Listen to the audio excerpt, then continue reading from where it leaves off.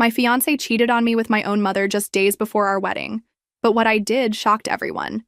My name is Rebecca, and I'm 28 years old. Right now, I'm standing at the altar of St. Mary's Cathedral, wearing the most beautiful wedding dress I've ever seen, surrounded by 200 guests who have no idea what's about to happen. The white silk feels heavy against my skin, and the cathedral's stained glass windows cast colorful shadows across the marble floor. My bouquet of white roses trembles slightly in my hands, but not from nerves about marriage. I'm trembling because in exactly 24 hours, my entire world crumbled into pieces. My father stands beside me, his arm linked with mine, his face stern but supportive. He knows what I know now. He's the only one who does. In the front row, my mother sits perfectly composed in her navy blue dress, dabbing at her eyes with a lace handkerchief as if she's the picture of a proud mother. Next to me, my fiancé adjusts his tie nervously, flashing that charming smile that once made my heart skip beats. Now it makes my stomach turn. The organ music fills the cathedral as guests whisper among themselves, admiring the decorations my mother insisted on choosing. White lilies everywhere, exactly as she wanted. The same flowers she mentioned loving in her diary entries about him. About them. Together. I graduated summa cum laude with a degree in English literature from Columbia University. I work as a senior editor at Morrison & Associates Publishing, one of the most prestigious publishing houses in Manhattan. I've built a life I'm proud of, a career that matters, relationships I treasure, or at least I thought I had. My father is Pastor Williams, respected throughout our community for his integrity and wisdom. Ironically, he raised me to value honesty above all else. My fiancé comes from the prominent Blackwell family. Old money, connections, the kind of background that looks perfect on paper and in wedding announcements. 3 years ago, when he proposed during intermission at Lincoln Center while we watched Swan Lake, I thought I was living a fairy tale. The spotlight hit the stage as he knelt with a 3-carat diamond ring, and everyone in our section turned to watch. It was magical, perfect, everything I'd dreamed of since I was a little girl. The wedding planning started immediately. My mother threw herself into every detail with an intensity that should have been my first warning. She insisted on choosing the venue, the flowers, the menu, even my dress. When I suggested alternatives, she'd get this look in her eyes, desperate, almost panicked, and say things like, "Sweetheart, trust me, I know what's best." I thought she was just being an overprotective mother living vicariously through my big day. Now I understand she was planning the wedding where she'd watch the man she was sleeping with marry her daughter. The pianist begins the processional, and I take my first step down the aisle. Each footstep echoes in the vast cathedral, and I can feel 200 pairs of eyes on me. Some guests smile and wave subtly. Others wipe away tears, thinking they're witnessing a beautiful love story. They have no idea they're about to witness something entirely different. My bouquet contains a small surprise tucked between the roses. A few pages from my mother's diary, the evidence that shattered my world yesterday afternoon. The pages where she detailed every intimate moment with my fiancé, every lie they told me, every plan they made to continue their affair after today. As I walk toward the altar, I'm not the naive girl who believed in perfect love and happy endings. I'm a woman who discovered that sometimes the people you trust most are capable of the deepest betrayals. And sometimes, the only way to reclaim your dignity is to refuse to be a victim of their lies. The wedding march continues, and with each step, I'm walking toward the moment when I'll show everyone exactly who I really am. 3 months ago, I thought I had everything figured out. I woke up every morning in my cozy apartment on the Upper West Side, walked to work at Morrison & Associates where I edited manuscripts that would become bestsellers, and came home to plan the wedding of my dreams with the man I thought was my soulmate. My daily routine was predictable and comfortable. Coffee at 7, a quick scan of industry news, then the subway to my office where I spent hours immersed in stories about other people's lives. I specialized in contemporary fiction, particularly novels about relationships and family dynamics. The irony isn't lost on me now. I was an expert at spotting plot holes and character inconsistencies in fiction, but completely blind to them in my own life. My fiancé worked at Sterling Martinez & Associates, one of Manhattan's top law firms. He specialized in corporate mergers and acquisitions, pulling in a 6-figure salary that allowed us to plan the kind of wedding that gets featured in magazines. We'd been together for 3 years, living separately, but spending most nights together, talking about buying a house in Connecticut once we were married. The engagement had been everything I'd ever dreamed of. During Swan Lake's second intermission, he'd excused himself, supposedly to get champagne. Instead, the spotlight suddenly illuminated our box seats, and there he was, down on one knee with a ring that caught the theater lights like a small star. The entire audience turned to watch as I said yes, tears streaming down my face. Even now, despite everything, I remember how perfect that moment felt. My mother cried harder than I did that night. She hugged him so tightly I had to laugh and pull her away, joking about how she was acting like she was the one getting engaged. She insisted we celebrate at her favorite restaurant downtown, the one with the intimate candlelit tables and wine list she'd memorized. She ordered a bottle of wine that cost more than most people's rent, saying nothing was too good for her future son-in-law. The wedding planning consumed our lives for months. Every weekend meant appointments, dress fittings, cake tastings, venue tours, meetings with florists. My mother appointed herself as head coordinator, creating detailed spreadsheets and timelines that rivaled corporate project management systems. She had opinions about everything, from the shade of white for my dress to the specific variety of roses for my bouquet. When I suggested having the ceremony at my father's church instead of the expensive cathedral she'd chosen, she practically had a panic attack. Sweetheart, the cathedral has such better acoustics for the music, and the architecture is so much more photogenic. This is your one special day. She had an answer for everything, always delivered with such conviction that I found myself agreeing just to keep the peace. My fiancé seemed oddly uninvolved for someone planning his own wedding. When I'd ask his opinion about table arrangements or menu choices, he'd shrug and say, "Whatever makes you and your mother happy." I thought he was being considerate, letting the women handle the traditionally feminine aspects of wedding planning. Now I realize he was letting my mother plan their fantasy wedding. Work became my refuge from the wedding chaos. At Morrison & Associates, I felt competent and valued. My boss frequently complimented my editorial instincts, and authors specifically requested me for their projects. I was building something that was entirely mine, separate from my identity as someone's daughter or future wife. But even at work, the wedding followed me. My mother would call daily with updates and questions. The florist needs to know if you prefer baby's breath or eucalyptus in the centerpieces. The caterer is asking about dietary restrictions for your fiancé's extended family. Always urgent. Always needing immediate decisions. Looking back, I should have questioned why my mother knew so much about my fiancé's family's preferences, why she seemed to have his cousin's phone number memorized, why she always knew exactly which wine he preferred when we went out to dinner together. The first time I noticed something strange, I dismissed it as wedding stress affecting my judgment. It was a Thursday evening in early spring, about 2 months before the wedding. I'd stopped by my mother's house to drop off the final guest count for the caterer, and I found my fiancé's car parked in her driveway. When I walked into the kitchen, they were standing closer than seemed necessary, both holding glasses of wine and laughing at some private joke. My mother's cheeks were flushed, and she had that sparkle in her eyes that I hadn't seen since before my parents' marriage started deteriorating years ago. "Oh, sweetheart," she said, stepping back quickly from him. "We were just going over the seating chart. Your fiancé had such wonderful suggestions about where to place his business associates." He smiled that charming smile and kissed my cheek. "Your mother has incredible attention to detail. I was just telling her how lucky you are to have someone so invested in making your day perfect."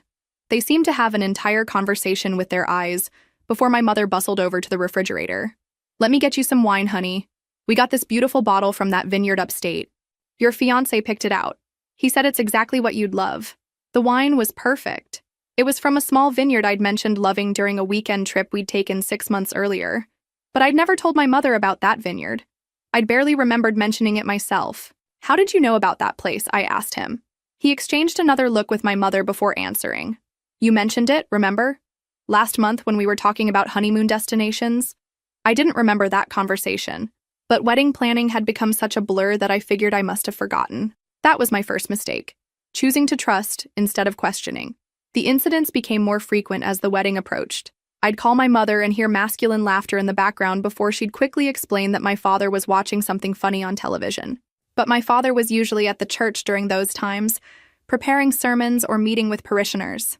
One Saturday afternoon, I arrived at my mother's house unexpectedly to borrow her good serving dishes for a dinner party. I found her in the living room, disheveled in a way I'd never seen before. Her hair was messed, her lipstick was smudged, and she was wearing a silk robe at 3 in the afternoon. "Rebecca, I wasn't expecting you," she said, pulling the robe tighter around herself. "I called 20 minutes ago," I replied, confused. "You said to come over." "Did I?" "Oh yes, of course, I was just taking a nap. Wedding planning is so exhausting." But the coffee table held 2 wine glasses, both recently used, and I could smell expensive cologne in the air, not my father's usual aftershave. One of the glasses had a lipstick mark that matched my mother's shade perfectly. The other had no trace of lipstick at all. "Were you expecting company?" I asked, trying to sound casual. "No, sweetheart. Just me here, enjoying a quiet afternoon." She moved quickly to collect the glasses, but I noticed her hands were trembling slightly. I helped her gather the serving dishes, but something felt fundamentally wrong about the entire interaction. My mother was acting like someone hiding something, and I couldn't understand what she'd have to hide from me. 2 weeks later, I was having lunch with my fiancé at our favorite restaurant when his phone buzzed with a text message. He glanced at it and smiled. Not the polite smile he used with clients or acquaintances, but the intimate smile I thought was reserved for me. "Work?" I asked. "Just your mother confirming tomorrow's appointment with the wedding photographer," he said, putting the phone face down on the table. But I'd spoken to the photographer that morning, and we'd moved the appointment to next week. When I mentioned this, he looked confused for a moment before recovering. "Oh, she must be talking about the backup photographer. You know how thorough she is about having contingency plans." We'd never discussed a backup photographer. 3 weeks before the wedding, I decided to surprise my mother with lunch. She'd been working so hard on wedding preparations, and I wanted to show my appreciation with her favorite takeout from the Greek place downtown. I used my key to let myself in, calling out as I entered, "Mom, I brought you lunch." No answer. I walked through the foyer toward the kitchen, but something felt different about the house. The air held a lingering scent of expensive cologne, and I noticed a men's suit jacket draped over the dining room chair. Not my father's style at all.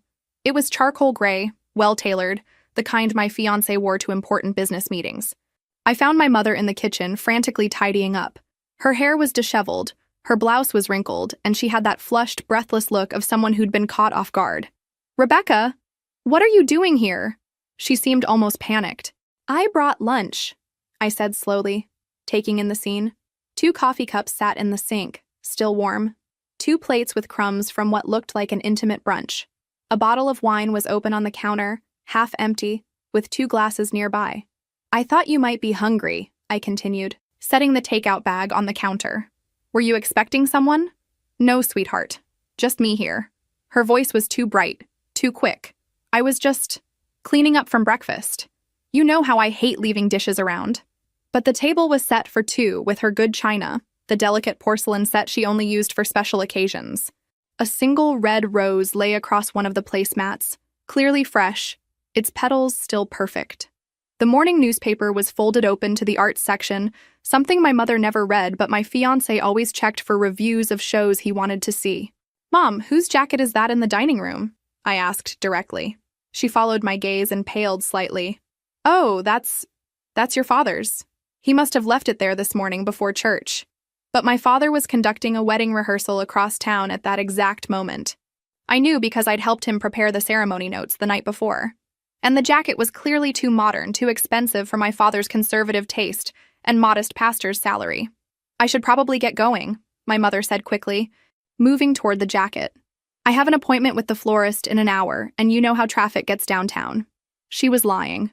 We'd confirmed the florist appointment for tomorrow, not today. I'd written it in my planner myself. I stayed for 20 minutes, watching my mother act increasingly nervous.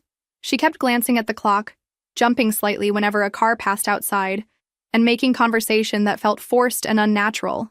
When I finally left, I noticed she immediately locked the door behind me, something she never did during the day. That evening, I mentioned the jacket to my father during dinner at their house. "Jacket?" he said, genuinely confused. "What jacket?"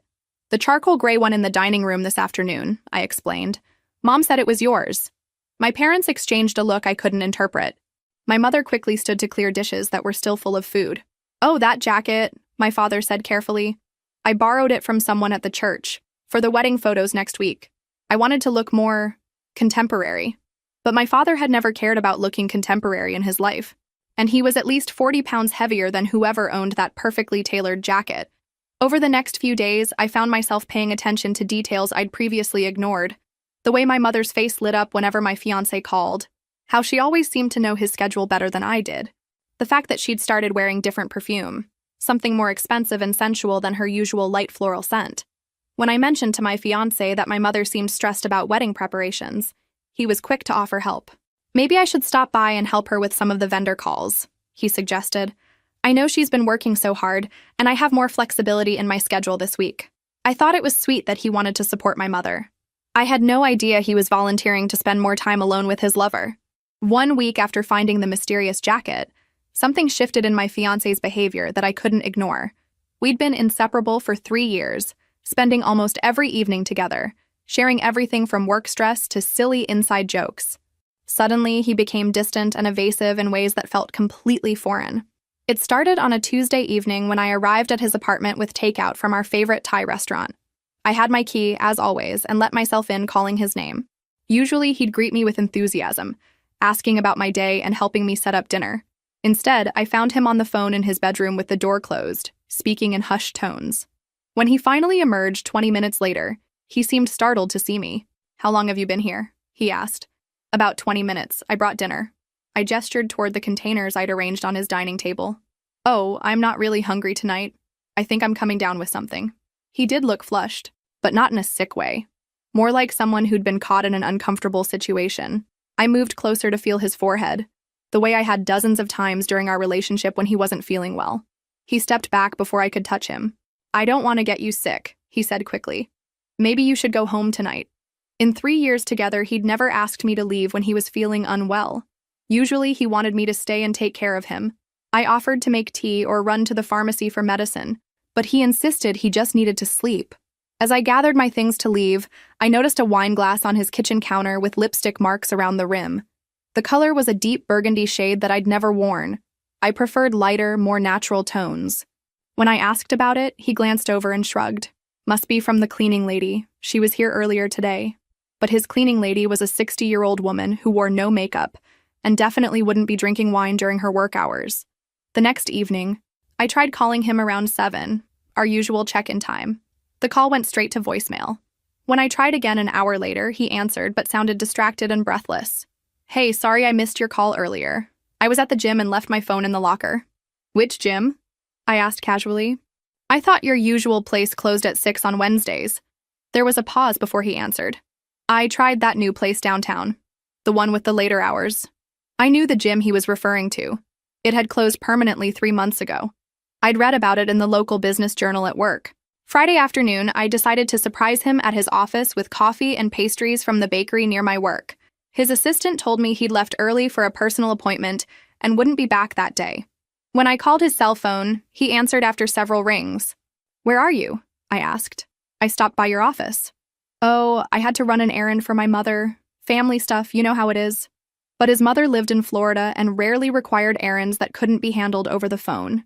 When I suggested we meet for an early dinner since he was already out, he declined. "I'm pretty far uptown right now." Rain check?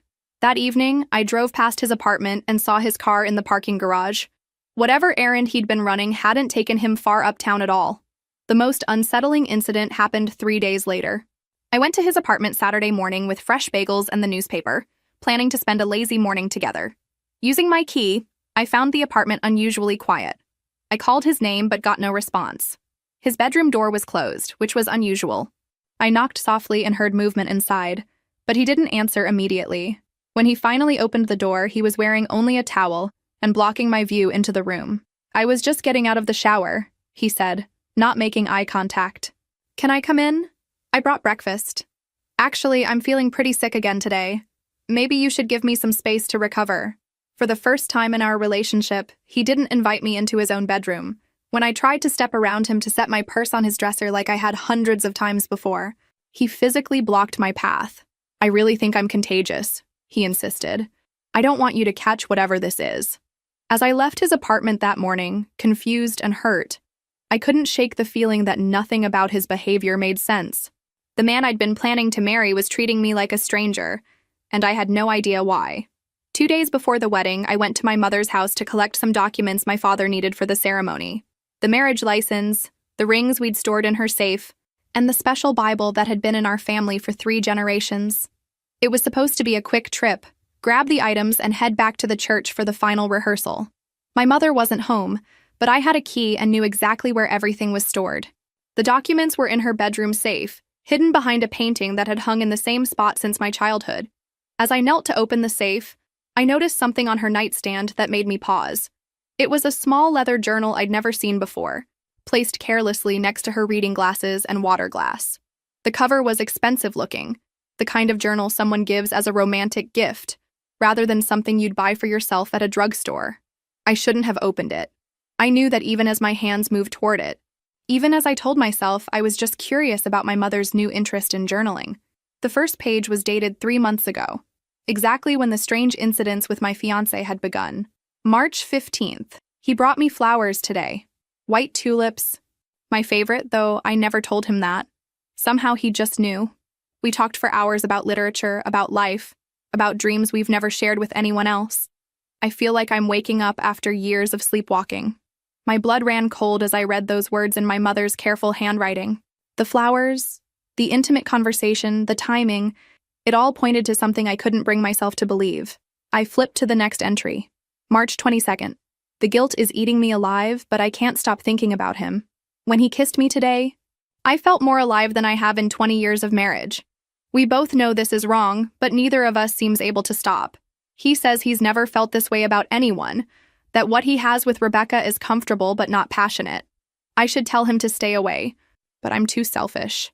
I want to feel wanted again. The journal fell from my hands onto the carpet as the full horror of what I was reading sank in. My mother was having an affair with my fiancé. The man I was supposed to marry in 2 days had been sleeping with my mother for months. With trembling hands, I picked up the journal and continued reading, each entry more devastating than the last. April 5th. We made love in my bed today while Rebecca was at work and her father was at the church. Afterward, he held me and said he wished things were different, that he wished he'd met me first. I know I should feel ashamed, but lying in his arms felt like the most natural thing in the world. April 18th. Rebecca showed me her final dress-fitting photos today. She looked so beautiful, so happy, so trusting. I wanted to tell her the truth, but how can I destroy her life for my own happiness? He says we can continue after the wedding, that marriages of convenience are common in his social circle. I hate myself for even considering it. May 10th. We've started planning how to maintain our relationship after the wedding. He'll have legitimate reasons to visit often. Family dinners, holidays, helping with home repairs. Rebecca will never suspect because she trusts us both completely. Sometimes I think she's too trusting for her own good. Entry after entry detailed their affair with clinical precision. The locations where they met, the lies they told me, the future they were planning while I prepared to marry him in complete ignorance. My mother wrote about their intimate moments with a passion I'd never heard her express about my father, about their plans to continue deceiving me indefinitely, about how my trusting nature made their betrayal easier to execute. The final entry was dated yesterday. June 20th. Tomorrow is the wedding. He came over this morning for what we agreed would be our last time together before the ceremony. We both cried afterward, holding each other like teenagers saying goodbye before college. He promised that after a respectable honeymoon period, we'd find a way to be together again. I feel like I'm attending my daughter's funeral instead of her wedding, but I can't give him up. I won't give him up. I sat on my mother's bedroom floor, surrounded by the evidence of the most comprehensive betrayal I could imagine. Not only was my fiancé cheating on me, but he was doing it with my own mother. Not only was my mother betraying her marriage, but she was betraying her daughter in the cruelest way possible. They had planned this deception together, calculated exactly how to continue their affair after my wedding, and documented their betrayal in my mother's own handwriting. The man I loved and the woman who gave me life had conspired to make me the unknowing third party in their love triangle. I left my mother's house with the journal clutched in my hands and drove straight to the Marriott downtown, where I checked into a room under my maiden name. I couldn't go home to my apartment. Too many memories of planning our future together. I couldn't go to my father's. Not until I decided what to tell him.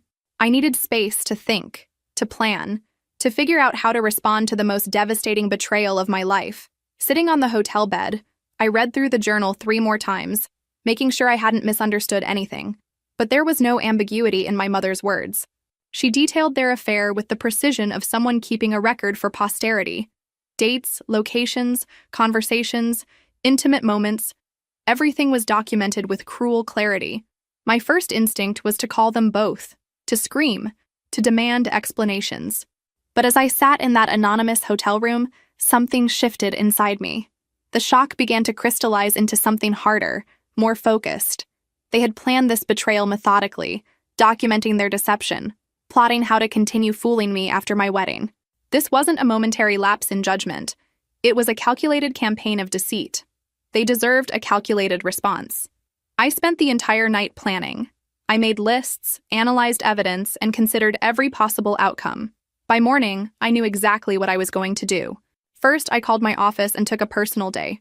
Then I went to a print shop and made copies of the most damning journal pages, the ones that explicitly detailed their affair and their plans to continue it after my marriage. I sealed the copies in an envelope and stored them in the hotel safe as backup evidence. Next, I called the photographer and made a special request. I told him I wanted to surprise the guest with a slideshow during the reception, personal photos and messages from people who couldn't attend. He was delighted with the idea and agreed to set up the projection system. I spent hours creating that slideshow. Along with genuine family photos and sweet messages from distant relatives, I embedded photographs of my mother's journal pages. Not enough to overwhelm the presentation, but enough to ensure that every single person at my wedding would understand exactly what kind of people they were celebrating. Then I called my father. Not to tell him about the affair. That conversation needed to happen in person, but to ask him to meet me at the hotel that evening. I told him I needed to discuss something important about the ceremony. When my father arrived, I showed him the journal. I watched his face transform from confusion to disbelief to devastation as he read his wife's detailed account of her betrayal. He aged 10 years in 10 minutes, his shoulders sagging under the weight of what he was learning. "How long have you known?" he asked quietly. "Since yesterday afternoon. I found it when I went to get the marriage documents." We sat in silence for several minutes before he spoke again. "What do you want to do?" "I want to expose them, publicly, in front of everyone who thinks they're good, moral people." My father, who had preached about forgiveness and turning the other cheek for 30 years, nodded slowly. "They made their choices," he said. "They can live with the consequences." We spent the rest of the evening planning exactly how the revelation would unfold. My father would perform the ceremony normally until we reached the vows. Then, instead of exchanging traditional promises, I would address the congregation directly. "Are you sure about this?" my father asked as he prepared to leave. "Once you do this, there's no going back. They made that choice for me when they decided to betray everything we're supposed to mean to each other," I replied. "I'm just refusing to be a victim of their lies." That night, I slept better than I had in weeks. For the first time since finding the journal, I felt like I had some control over my own life. Tomorrow I would stand in front of 200 people and tell the truth. Not their carefully crafted version of reality, but the actual truth. I wasn't going to quietly disappear or privately confront them in some tearful family meeting. They had chosen to make their betrayal elaborate and public by planning to continue it throughout my marriage. They deserved an equally public response. The morning of my wedding, I woke up at 6 with a clarity I hadn't felt in months. No pre-wedding jitters, no butterflies, no last-minute doubts about my dress or hair. Just a calm, focused determination to see my plan through to completion. I ordered room service, fresh fruit, yogurt, and coffee, and ate slowly while reviewing my speech one final time. I'd written it the night before, timing it to last exactly 3 minutes. Long enough to deliver all the essential facts, short enough to finish before anyone could stop me. At 9, my bridesmaids arrived at the hotel for the getting ready portion of the day. 3 women I'd known since college, all excited to be part of what they thought was the happiest day of my life. I smiled and laughed with them as they helped me into my dress, applied my makeup, and arranged my hair in the elaborate updo my mother had insisted upon. "You look absolutely radiant," said my maid of honor, fastening my grandmother's pearl necklace around my throat. "I've never seen you so calm before a big event." She was right. I felt completely at peace with what was about to happen. The wedding photographer arrived at 10 to capture the pre-ceremony moments. I posed for the traditional shots, putting on my shoes, holding my bouquet, looking pensively out the window. All the images that were supposed to document a bride's anticipation and joy. Instead, they were documenting my preparation for war. At 11:30, my father arrived to escort me to the cathedral. The moment he saw me in my full wedding regalia, his composure cracked slightly. "You don't have to do this," he said quietly, taking my hands in his. "We can call it off right now. Tell everyone you're sick, or that you've changed your mind. No one would blame you." "I need to do this," I replied, straightening his tie with steady hands. "They planned their betrayal. I get to plan my response." He nodded, understanding that this was about more than just ending a relationship. This was about reclaiming my dignity and refusing to be the naive victim in someone else's story. In the limousine on the way to the cathedral, I tucked the copied journal pages into my bouquet, securing them between the roses with ribbon. My something old. Something new, something borrowed, something blue, and something true. The cathedral looked exactly as my mother had envisioned, white lilies everywhere, candles flickering along the aisle, soft classical music filling the soaring space. 200 guests filled the pews, dressed in their finest clothes, chattering excitedly about the beautiful ceremony they were about to witness. I stood in the vestibule, watching through the partially open doors as my mother took her seat in the front row. She was wearing the navy blue dress we'd chosen together, dabbing at her eyes with a lace handkerchief as if she were genuinely moved by the occasion. The performance was flawless, the picture of a proud mother on her daughter's wedding day. My fiancé stood at the altar in his perfectly tailored tuxedo, adjusting his cufflinks nervously as he waited for me to appear. From this distance, he looked like every woman's dream groom, handsome, successful, from a good family. The congregation probably thought he was nervous about the magnitude of the commitment he was making. They had no idea he'd already made his real commitment to someone else. 5 minutes, whispered the wedding coordinator, a efficient woman in a black suit who'd managed dozens of ceremonies in this cathedral. Are you ready? I looked at myself in the full-length mirror one last time. The woman staring back at me looked beautiful, composed, ready for anything. My dress was perfect, my makeup flawless, my hair arranged exactly as planned. I looked like a bride who was about to have the wedding of her dreams. Instead, I was about to give 200 people a story they'd never forget.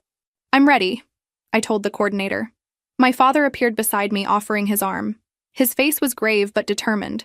He'd spent the morning preparing himself for what was about to happen, and I could see he was ready to support me completely. Last chance to change your mind, he murmured as the music shifted to signal the processional was about to begin. I've never been more certain of anything in my life, I replied. The doors opened fully, and I saw the entire congregation turn to look at me. 200 faces filled with anticipation and joy, ready to celebrate what they thought was a beautiful love story. In the front row, my mother pressed her handkerchief to her eyes, playing her role perfectly. At the altar, my fiancé smiled that charming smile that had once made me believe in fairy tales. I took my first step down the aisle, my father's steady presence beside me. With each step, I could feel the weight of the journal pages hidden in my bouquet, the evidence that would shatter the illusion everyone was living in, including myself until yesterday. The wedding march played, and guests smiled and waved as I passed. Some wiped away tears, thinking they were witnessing a beautiful moment. Others took photos, wanting to capture what they believed was pure joy. They were about to witness something entirely different. Not a wedding, but a reckoning. Not a celebration of love, but an exposure of betrayal. Not the beginning of a marriage, but the end of lies. As I approached the altar, I caught my fiancé's eye.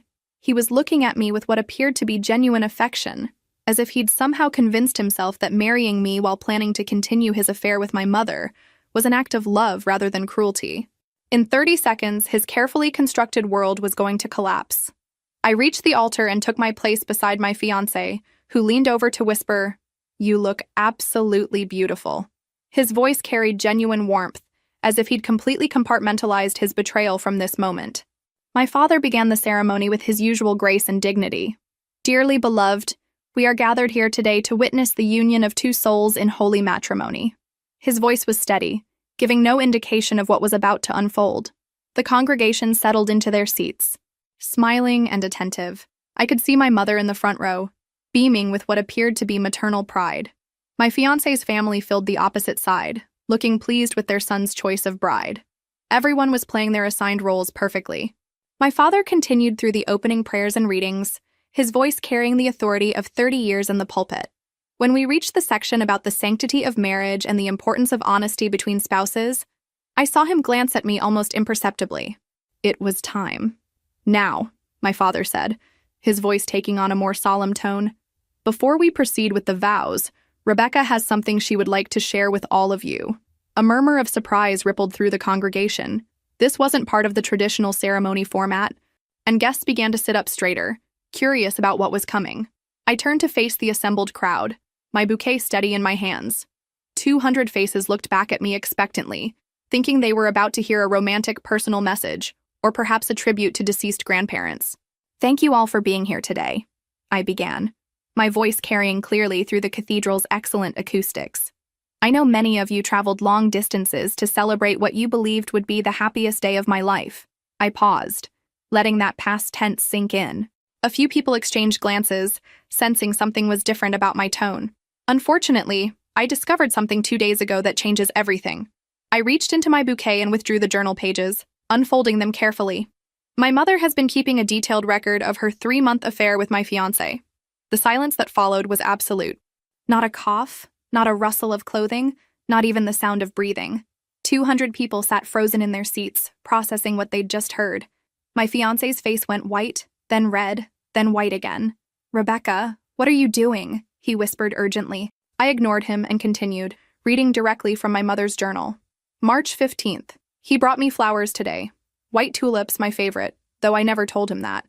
We talked for hours about literature, about life, about dreams we've never shared with anyone else. My mother half rose from her seat, her face a mask of horror. "Rebecca, stop this immediately."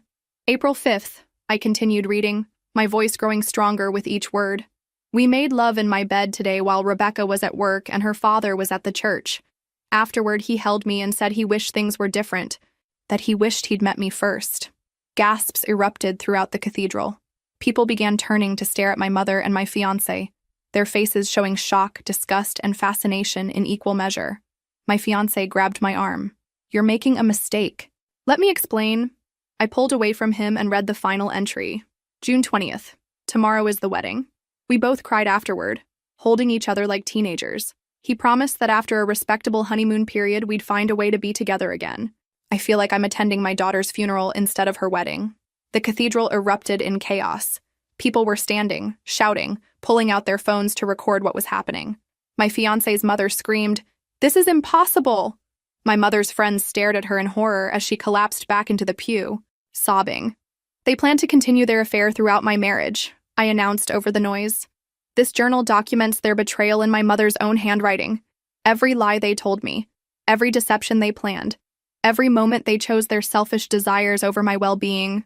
I set the journal pages on the altar and faced my fiancé directly. "Did you really think I was too stupid to figure it out eventually? Too trusting to notice the signs? Too weak to do anything about it?" He opened his mouth to speak, but no words came out. He looked like a man watching his entire life implode in real time. I turned back to the congregation one final time. The chaos had settled into a horrified silence as people waited to see what I would do next. "I want everyone here to understand something," I said, my voice carrying to every corner of the cathedral. "I could have handled this privately. I could have quietly called off the wedding, let them save face, protected their reputations. But they chose to document their betrayal. They chose to plan a future of continued deception. They chose to make me an unknowing participant in their sick game."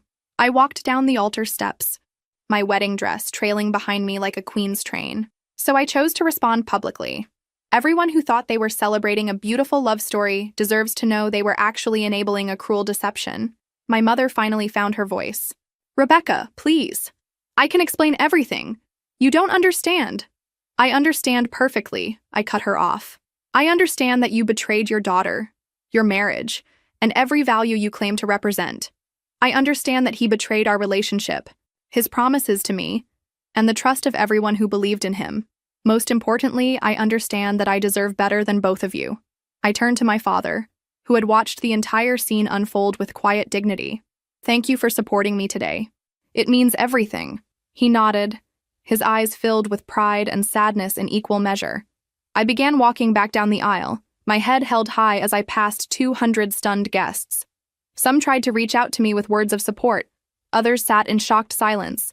But most were already pulling out their phones to share what they'd just witnessed. My fiancé's voice called out behind me. "Rebecca, wait, we can work this out. I made a mistake, but I love you." I didn't turn around or break my stride. "You don't love me," I called back without looking. "You love the idea of having us both, but that was never your choice to make." As I reached the back of the cathedral, I could hear the explosion of voices behind me. Arguments, accusations, shocked conversations, the sound of people choosing sides in real time. My mother's sobs echoed off the stone walls. My fiancé was apparently trying to explain himself to his family, whose voices rose in anger and disgust. Outside the cathedral, the afternoon sun was brilliant and warm. I stood on the steps for a moment, breathing in the fresh air and feeling lighter than I had in months. Behind me, the chaos continued as guests streamed out of the building, some trying to offer support, others clearly just eager to spread the gossip. My best friend from college reached me first. Rebecca, oh my God, are you okay? Where are you going to go?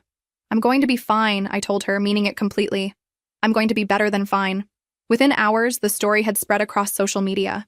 Videos of the ceremony reveal were shared thousands of times. My mother's carefully cultivated reputation as a devoted pastor's wife crumbled overnight. My fiancé's law firm began receiving calls asking about his character and judgment. Their betrayal, which they'd thought was a secret affair, became a public scandal that followed them everywhere. The wedding that was supposed to be the beginning of my perfect life instead became the moment I chose to value myself over everyone else's comfort. I learned that sometimes the most loving thing you can do is refuse to be a victim of other people's selfishness. And for the first time in my adult life, I was completely free to discover who I really was, when I wasn't trying to please people who didn't deserve my devotion. 6 months later, I was living in a sunny apartment in Portland, Oregon, 2,000 miles away from the wreckage of my former life. I'd taken a senior editor position at a small but prestigious publishing house that specialized in contemporary women's fiction, stories about resilience, transformation, and finding strength in unexpected places. My new life was simple but deeply satisfying. I worked with authors who wrote about complicated heroines making difficult choices. I lived alone for the first time since college and discovered I genuinely enjoyed my own company. My apartment had large windows, hardwood floors, and bookshelves from floor to ceiling. I'd furnished it entirely according to my own taste. No input from well-meaning family members or partners who thought they knew better than I did what would make me happy. The first 3 months had been challenging. The story of my wedding revelation had followed me online, making dating feel impossible and job interviews awkward. But eventually, people stopped recognizing me as that woman from the wedding video, and I could build a reputation based on my work rather than my personal drama. My father had visited twice, both times looking healthier and more at peace than I'd seen him in years. He'd filed for divorce from my mother a week after the wedding, citing irreconcilable differences and betrayal of marital vows. The divorce was finalized 4 months later, and he'd since started seeing a kind widow from his congregation, someone who appreciated his integrity rather than exploiting it. I should thank you, he told me during his second visit, as we sat in my favorite coffee shop overlooking the river. You gave me permission to admit that my marriage had been making me miserable for years. I was so focused on the idea that good Christians work through everything that I never asked myself whether I deserved to be happy. I'd received exactly 3 communication attempts from my mother in 6 months. The first was a 10-page letter delivered 2 weeks after the wedding, filled with justifications, excuses, and requests for forgiveness that felt more about her guilt than my healing. I read it once and threw it away. The second was a voicemail on my birthday, crying and begging me to call her back so she could explain everything properly. I deleted it without listening to the entire message. The third was a package containing family photos and jewelry she thought I might want, along with a note saying she understood why I was angry, but hoped someday I could forgive her. I donated the jewelry to charity and kept one photo, a picture of me and my father at my college graduation, both of us beaming with genuine joy. It was the only family photo where my mother wasn't present, and therefore the only one that didn't make me feel sick to look at. My former fiancé had attempted contact more frequently and more desperately. He'd tried calling, texting, showing up at my old apartment, and even having mutual friends reach out on his behalf. All of his messages followed the same pattern: initial apologies, followed by explanations about how the affair just happened, then anger when I didn't respond, then bargaining about how we could work through this together. His final message, sent 4 months after the wedding, was a rambling email about how he'd realized he'd made the biggest mistake of his life and was willing to do anything to win me back. He claimed he'd ended things with my mother immediately after the wedding and was in therapy to understand why he'd betrayed me so completely. I read the entire message, then blocked his email address without responding. He didn't deserve my forgiveness, my anger, or my attention. He deserved to be forgotten. The most surprising part of my new life was how little I missed either of them. I'd expected to feel sad, lonely, or angry most of the time. Instead, I felt relieved. The constant low-level anxiety I'd carried throughout my engagement, always wondering if I was good enough, smart enough, interesting enough, had disappeared completely. I no longer had to perform the role of the perfect daughter or the ideal fiancé. I could just be Rebecca, figuring out what I wanted without anyone else's input or approval. 1 year after my wedding, that never was. I stood in front of 300 women at the Portland Convention Center, delivering a keynote speech titled, "Choosing Truth Over Comfort: Why Self-Respect is Never Selfish." The speaking engagement had come about unexpectedly. A women's leadership organization had contacted me after reading an essay I'd published in a national magazine about recognizing betrayal and refusing to be a victim. They wanted someone to talk about making difficult choices in the face of personal crisis. A year ago, I thought my life was perfect, I told the audience, my voice steady and confident. I had a successful career, a beautiful wedding planned, and what I believed was a loving family supporting me. I also had a fiancé who was having an affair with my mother, but I was too trusting to see it. The audience was completely silent, hanging on every word.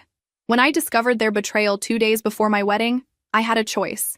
I could handle it privately, quietly, in a way that protected their reputations and maintained family peace. Or I could choose honesty, messy, painful, public honesty that would expose the truth and force everyone to confront reality. I paused, looking out at the sea of faces, women of all ages who had faced their own moments of crisis and decision. I chose truth, and it was the most liberating choice I've ever made. I spent the next 45 minutes sharing what I'd learned about self-respect, about the difference between kindness and enabling, about the courage it takes to disappoint people who don't have your best interests at heart. The response was overwhelming. A standing ovation, followed by a line of women wanting to share their own stories of choosing difficult truths over comfortable lies. After the event, I drove home to my apartment where I'd built a life that was entirely my own. No compromises, no committee decisions, no trying to be the person others wanted me to be. I had plants I'd chosen because I liked them, books arranged according to my own system, food in my refrigerator that reflected my actual tastes rather than someone else's preferences. I'd started dating again 3 months ago. Carefully, selectively, with clear boundaries about what I would and wouldn't accept. The man I was seeing was a literature professor at Portland State University who appreciated my independence and had never once suggested I was too intense or too demanding for knowing my worth. My career was thriving in ways it never had when I was planning my life around someone else's schedule and priorities. I'd been promoted twice and was considering starting my own literary consulting business. I'd also begun writing a book about my experience. Not a memoir of victimhood, but a practical guide for women who found themselves in similar situations. My relationship with my father had never been stronger. He'd remarried 6 months ago to the widow from his congregation, and their happiness was a joy to witness. He'd called me the morning after his wedding to tell me how proud he was of the courage I'd shown, how my choice to stand up for myself had given him permission to do the same. As for my mother and former fiancé, I occasionally heard updates through mutual acquaintances. Their affair had lasted exactly 3 weeks after my wedding revelation. Apparently, reality was less appealing than fantasy. My mother had moved to Florida to live near her sister, unable to face the social consequences of her actions in our hometown. My former fiancé had left his law firm and moved to Chicago, supposedly to start fresh, but more likely to escape the reputation he'd earned. Neither of them had succeeded in rebuilding the lives they'd destroyed in pursuit of their selfish desires. The affair that had seemed worth risking everything for had evaporated under public scrutiny, leaving them both alone with the consequences of their choices. I felt neither satisfaction nor sympathy about their outcomes. They had become irrelevant to my story the moment I chose to value myself over their comfort. Sitting in my apartment that evening, surrounded by books I loved and plans I'd made independently, I realized that my revenge had never been about destroying them. It had been about refusing to be destroyed by them. My revenge was this life, free, authentic, and entirely my own. My revenge was discovering that I was stronger, more interesting, and more capable than I'd ever known when I was trying to be perfect for people who didn't deserve my perfection. The woman who had stood at that altar a year ago, devastated and betrayed, had been transformed into someone who would never again accept less than she deserved. And that transformation was worth more than any marriage built on lies could have ever been.